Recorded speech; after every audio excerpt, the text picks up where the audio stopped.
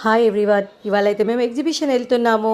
అయితే ఎగ్జిబిషన్లో ఇవాళ ఒకటి స్పెషల్ ఉందన్నట్టు ఈ వీడియోలో నేను మీకు లాస్ట్ వరకు చూపిస్తాను.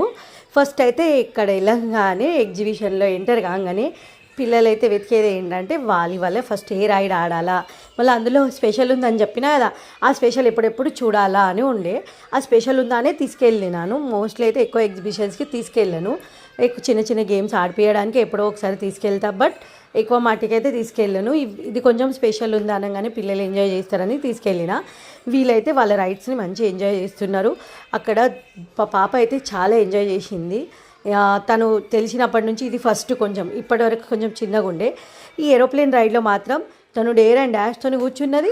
మా బాబు ఏమో భయపడుకుంటూ కూర్చున్నాడు. ఇంకా అదేమంటుంది అంటే, అన్న కూర్చో, నేను ఉన్నా కదా, నీకు భయం అనిపిస్తే నన్ను పట్టుకో అని చెప్తుంది.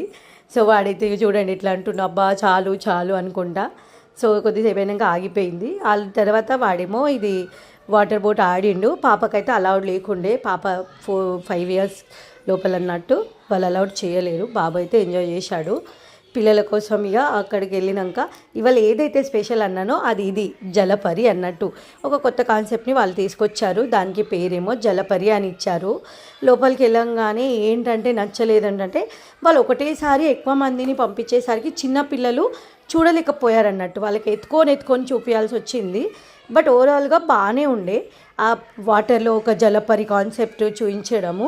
మా పాప అయితే చూడండి హాయ్ చెప్పడము, వాళ్ళతో మాట్లాడడం, వచ్చేదాకా కూడా హాయ్ జలపరి అనుకుంటా. అక్కడ ఇద్దరు ఉండే అన్నట్టు జలపరిలు. సో వాళ్ళని చూసుడు, వాళ్ళ గురించి మాట్లాడడు, బాగా ఎంజాయ్ చేసింది మా పాప అయితే.